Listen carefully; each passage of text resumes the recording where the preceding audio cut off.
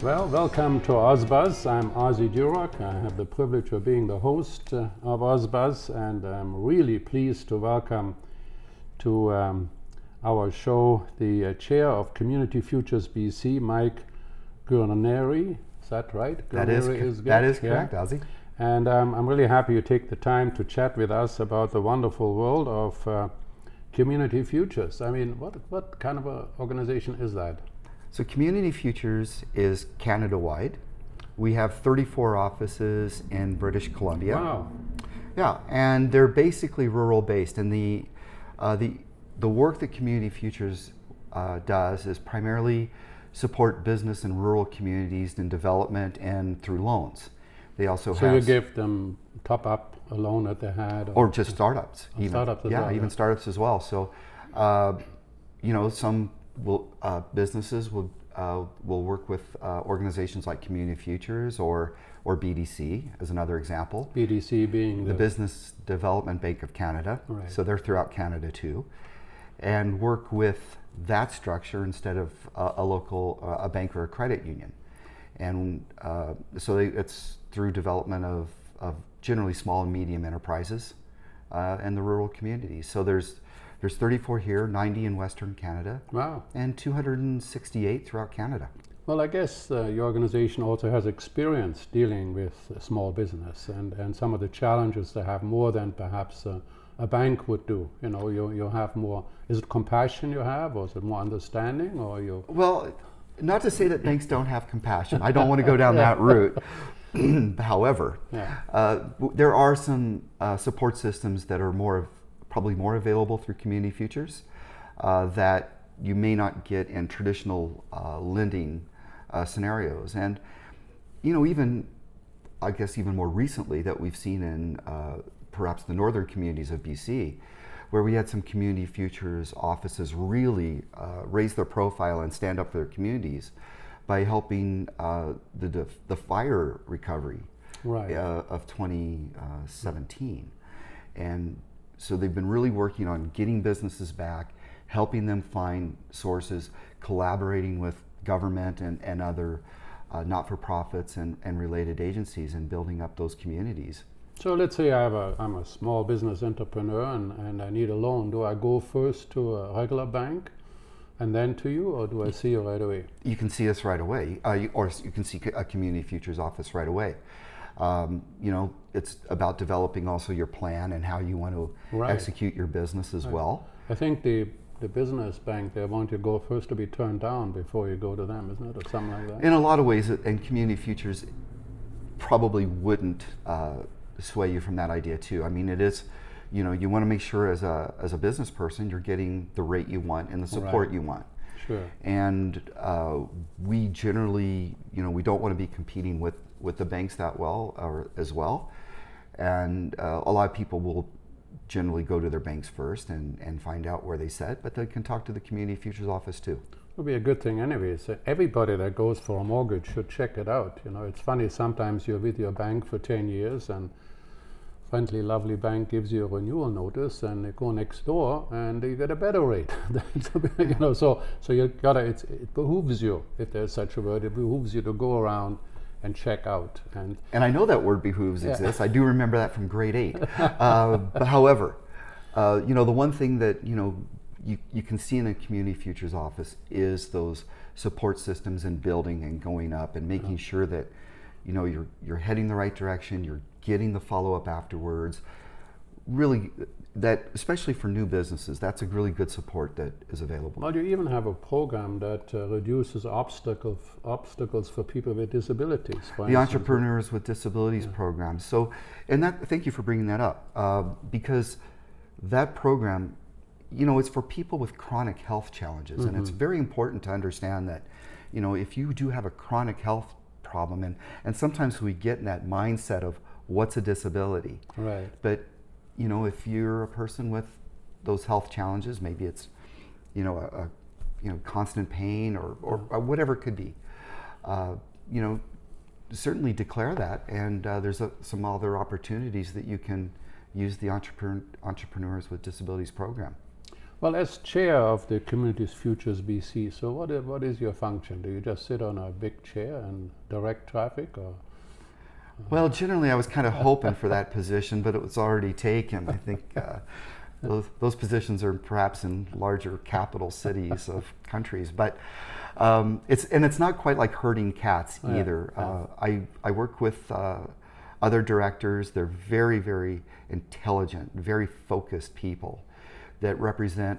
They're also attached to a Community Futures office, and we break down our work on committee levels. It's not a position to pad a resume at all.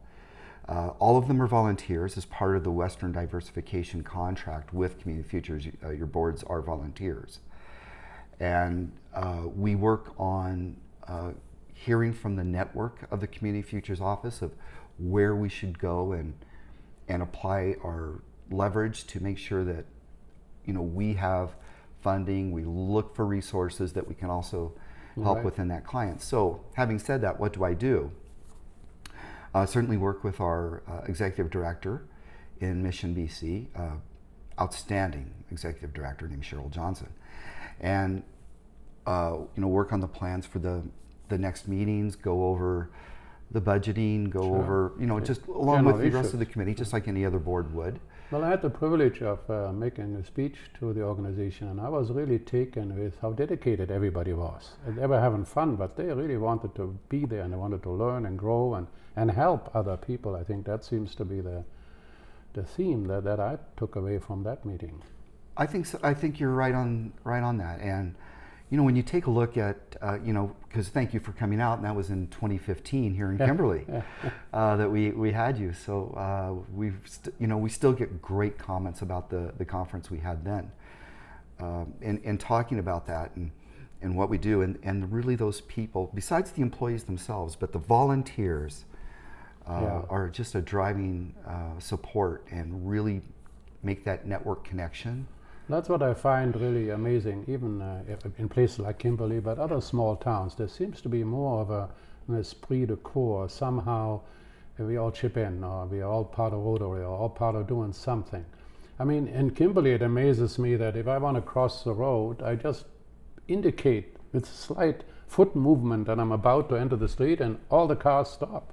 I noticed the deer also stand at attention waiting for the traffic light, Well, the deer, perhaps the deer have trained us. I'm not sure which way it went. Maybe that's what it was. Yeah, for those listening, if you haven't been to Kimberley, BC, we have a wonderful collection of mule deer here. Yeah.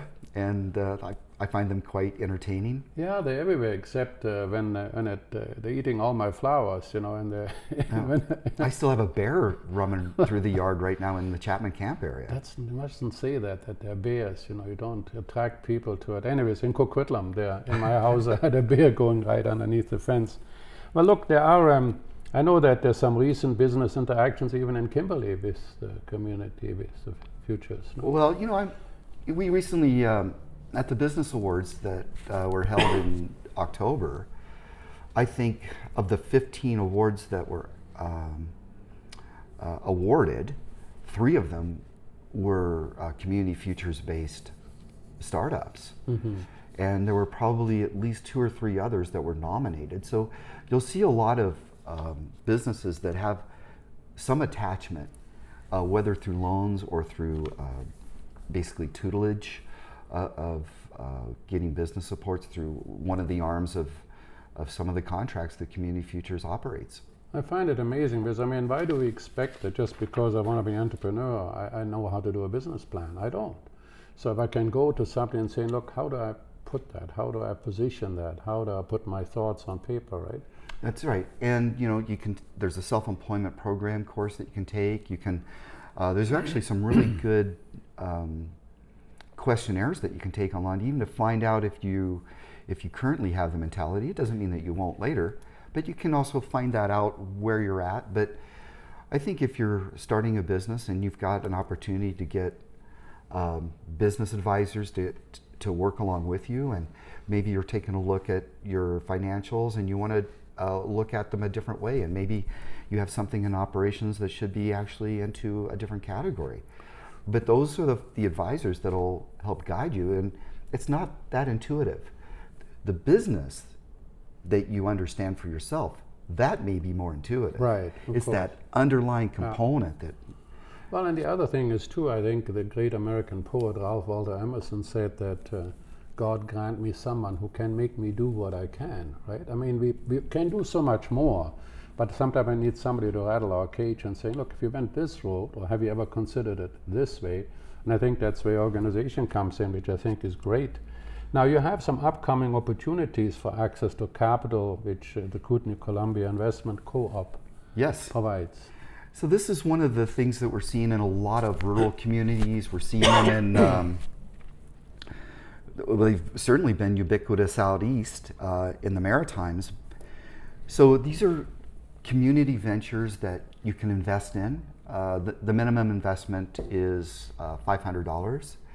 You're not going to make a wealth of interest off your investment, but what the investment does is, if you want to know where your money's going to, and you want to invest in local businesses, like the Kootenai-Columbia Investment Co-op, it can use this money and leverage with either other banks or community futures, but another lending institution, and also use that money to build the business. So you're investing directly into somebody you very well may know. Yeah, it's in your community, in your community. And it's safe, right? Yeah. I mean, in today's world, we always talk about the return on capital, but most importantly, it's the return of capital. Get your money back, right? It is. Yeah. Well, that's true. And well, why wouldn't you? Of course, you want to make sure you want to do that. But if this last little few months, there's a few people worried whether they're going to get their money back in the stock market. It's been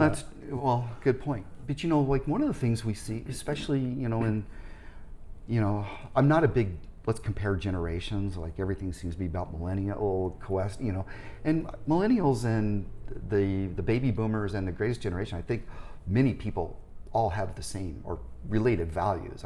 I personally don't believe in all that as much. But one thing is, if you want to make sure that you know where your money's going, and so if you have mutual funds and you're wearing a no fracking T-shirt, but you have no clue where your money's going, you may be, you may be contributing to what you don't agree in. But here you certainly would. Well, that's funny. It's years ago, I made a speech in Victoria, and there was this woman stood up. She says, "Well," she says, "I don't know," and she sounded like she was in pain. I have $1 million, and we own our own home. But what do I do with it, And I thought to myself, so I was a bit flippant. I said, we have $1 million and you own your own home. I buy a big Mercedes and live happily ever after. Well, she didn't think it was funny. I think it's right. Then somebody else piped up and said, well, you just put them into mutual funds. They're safe. And so on. And I said, well, actually, if you have mutual funds, you got to really know where you're in. Those mutual funds might be invested in real estate investment trusts that are into warehouses, or they might be into condominiums. You've got to understand where exactly your money is, right? So, after the speech, somebody came up to me and says, he says, I don't have $1 million, but I have $80,000 in mutual funds, and I have no idea what that's invested in. I said, well, hop off to your stockbroker or wherever you bought it from and find out, Yeah. The key is that we're not used to, as individuals, managing larger amount of money. Now maybe in Vancouver now with the real estate values haven't gone up, there's a lot more wealth out there, but we've got to do some time and effort to check things out, and that's where I think Community Futures does a great job, particularly in the rural communities. It's great. Yeah, and that's the focus. And more recently, Community Futures was asked to provide a proposal and was awarded. They're actually working on delivering the Entrepreneurs with Disability program in the urban areas. So in British Columbia, the more common services are rural communities. So it's basically not the Vancouver area, not the Victoria Greater area. But the EDP program, those will be delivered in those two locations. Interesting. You're also looking for new opportunities like the loss of Greyhound service.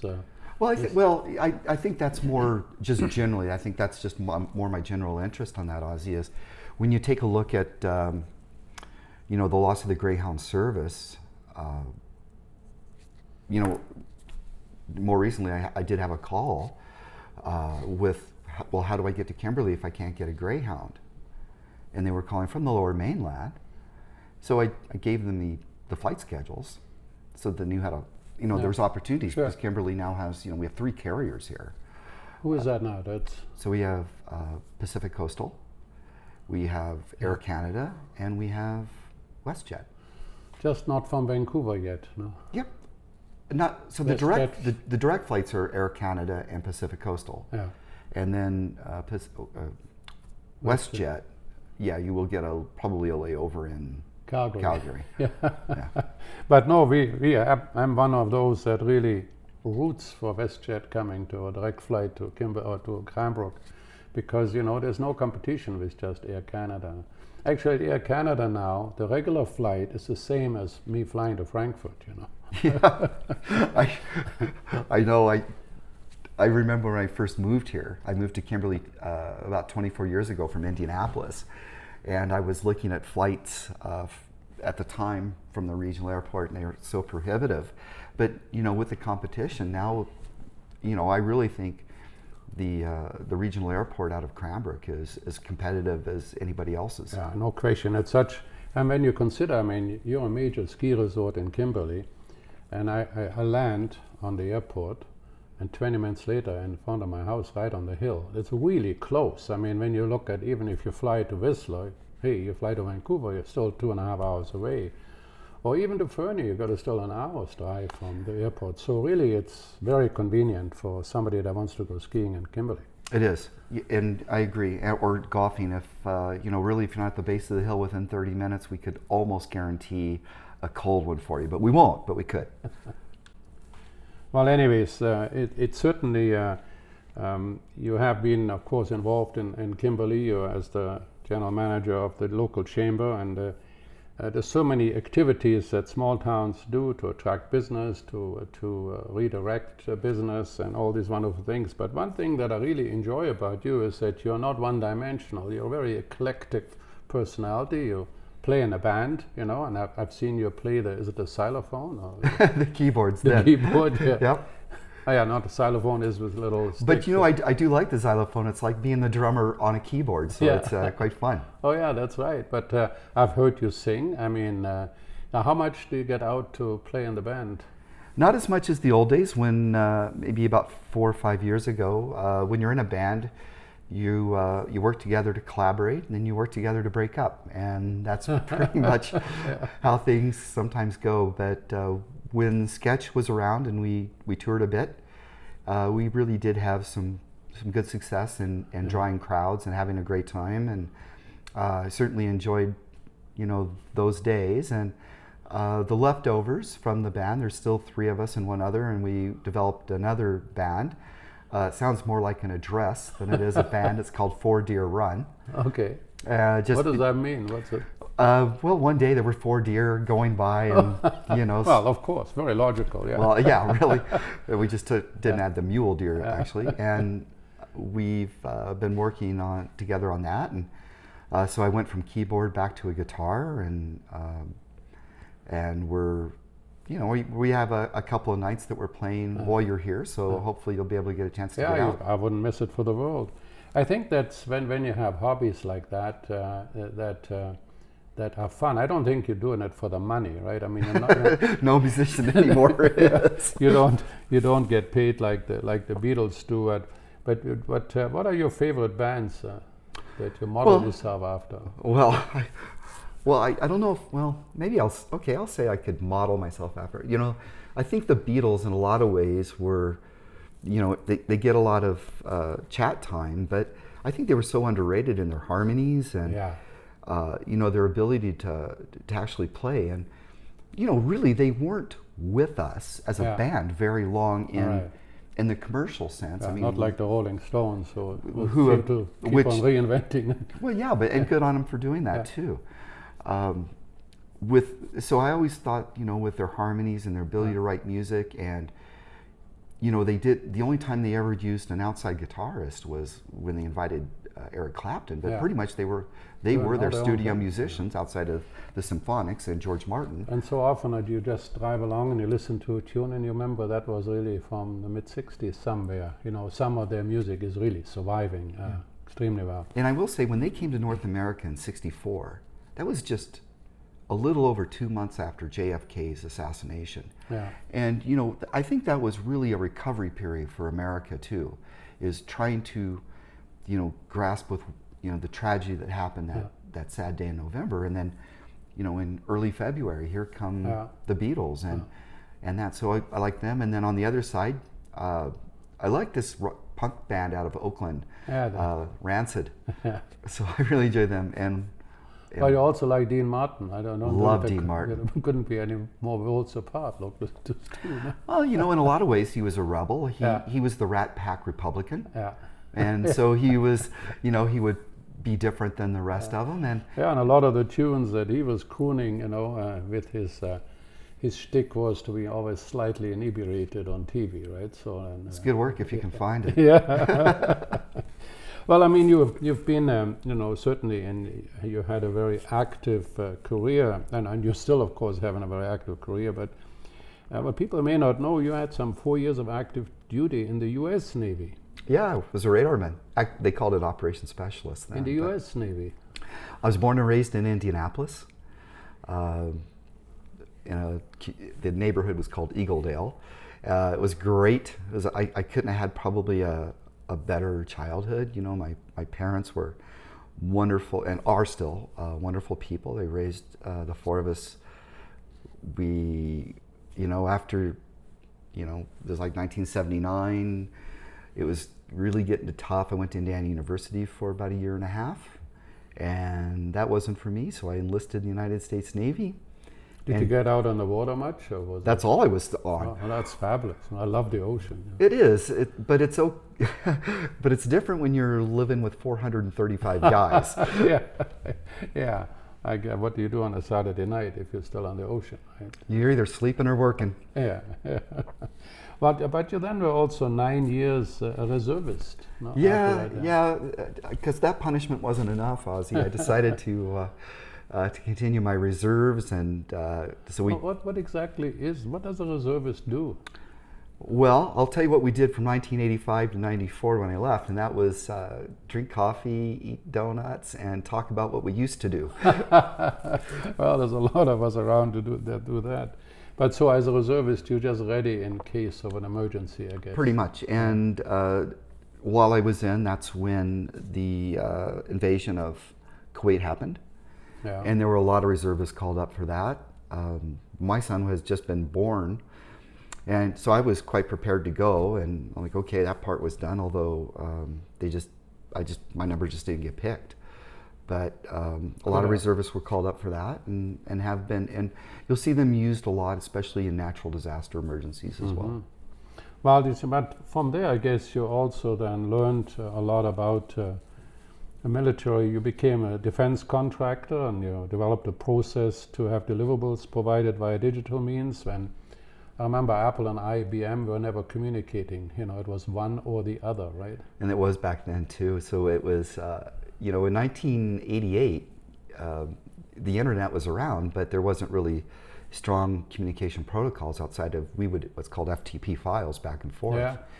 And trying to find formats and getting drawings, multi-layered drawings, out to the fleet, and hoping that they would actually even have the right disks, because it wasn't showing up on a network. And so it was really fun to kind of, and satisfying to see how the internet has changed our lives and provided that communication. And, you know, physical media has, you know, changed so much, and we don't have to mail discs, and we don't have to mail tapes.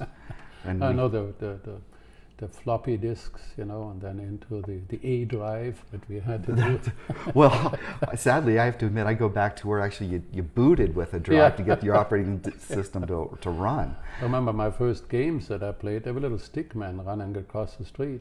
You know? And today you need 50 gigabytes for any business just to play a game. That's true, you know, but, you know, good for progress to happen, and, you know, development of file format exchanges, and you know, I was, you know, probably in the early stages of it, and I've really appreciated what the commercial businesses have created and done to make our lives better at exchanging. Sure, no question. Information makes us all smarter. Good information does. Yeah, well, that's true. Yeah, not all information is good. How did you get to Kimberley then? I turned right at Idaho. Really? Kinda. Yeah, I was working in Hawaii for the Navy Reserves, and you know, life provides you certain opportunities, and had an opportunity from that to apply to come to Canada, and Canada was gracious enough to accept me, and I moved here in '94. Yeah, so you must like it. Very much. You know, I love both my sides. I still have my family in the States, and I have my family here. Now, you know, I always ask everybody that question. Do you like cats better or dogs? You know, this is where the conversation. I'm a cat person myself, only because I leave for extended times and I can just load up their bowl and do that. But they're usually on their own. No, they're master of their own fate, and they like it or they don't like it, and they're particular about it. No? Well, you know, I've had 2 cats, and you know, they don't like anybody but me, really, and that's fine. That's all I'm. That's what you I'm require. I guess I'm that self-centered. Yeah. Well, hey, and I agree with that. Although I can go either way. My daughter has 2 cats. My son has 2 cats. But we always had dogs, and my wife and I always had dogs. Anyways, Kimberley, being in charge of the chamber there for a while, where's your favorite place to go for dinner? I'll give you my top 3. Okay. The Barn House in Kimberley, an absolute, you have to come here and, you know, take some friends and make it gregarious. Yeah. You know, we've tried it out a few times, but it's just a great, food is wonderful, and the atmosphere, it's one of really the oldest wooden structures in Canada too. It's almost 400 years old. We've spent every New Year's Eve there for the last 14 years. You know, it really is like an old farmer's house in Kimberley with a great setting, great chefs. So I agree with you. I like their bread so much. I persuaded the chef to always bake me an extra loaf that I then take with me after dinner. Nice. Yeah. And the other 2 I'd recommend is when you're here, go to the Kimberley City Bakery and get the apple fritter. Yeah, absolutely, yeah. Yeah. And I like the burrito grill. Yeah, absolutely, yeah. So we go there too. They have this great, was it lime chicken soup or something? Yeah. You know, so no, that's great things to do. Well, I wouldn't be a real estate analyst or talker if I didn't talk about future growth opportunities. Are they in Kimberley or are they outside of Kimberley? Or? Well, they're both. I'll give you some examples. If you look at Tyee Construction, they have Tyee Custom Homes, Tyee Log Homes. They've got some developments going on here in Kimberley that are, I think, really, I like their price points. I like what they're developing, and I also like where they're developing. Close to our downtown area, so a lot of the amenities are walking distance. So I would encourage investigating those locations, and other ones farther down what's on Rotary Drive. The other place that's interesting to me is Canal Flats. Mm-hmm. How far is that about? My Hoosierism will tell you it's 40 minutes away. Yeah. So whatever that is in kilometers or miles, but it's about a 40-minute drive. But it's the mouth of the Columbia River. A new data mining business is looking to develop and expand there. It was operated with Canfor, and before that Tembec is a lumber yard. They left. Canfor reconsolidated their assets. But I think there's a lot of interest in one location of the mouth, and that's like a large shallow lake, but I think there could be some interesting things there. And I think there's opportunity for good growth, and you're really nearby a Fairmont Hot Springs. You're still close to this area as well, but I think there's some opportunity there. I run across people all the time that sort of relocate from the Surrey's high high, busy, lots of people, and prices that are crazy, and then they sell and take whatever money they got, come to Kimberley or maybe Canal Flats, and buy the better accommodation and have money left over to put in the bank. So there's some real reasons why people should go afield. I put on the radio last Saturday a condo in Cranbrook for $68,000. It's on the top floor of a building. I don't know, I'm sure it's older, but it says it's been renovated for $68,000. I mean, hold on, I'll get my credit card and just put the down payment remember, on. I made a speech a couple of times in Kimberley, like I guess 3 years ago, and there was a condo on the hill, $55,000 and $3,000 down. I said would buy it. The payment is $250 plus common area costs, cheaper than rent. Now there's nothing on the hill here in Kimberley that's under $80,000. So your $3,000 down would have made you a nice profit while you were in a fully furnished suite. Yes. Yeah. So in Vancouver, of course, you cannot buy a window for that money. I mean, downtown is now $1 million. Is quite a normal kind of price in downtown Vancouver for a condo. So, crazy world. Anyways, the final thoughts. You have anything that you want to leave with us? Well, I'll tell you one thing is not having always been an agent of change. I've really appreciated, I've got really sound advice. I have ripped off your material for years. And probably one of the most sound things I remember you saying is, die of something interesting. And I don't mean that in a morbid way, but it tells you to live for something. And I really appreciate all the guidance. I mean, you're a blend of Zen and reality all at the same time. So it's about executing your plans, but embracing the things that are happening in front of you. And I always appreciated the information I've received from you.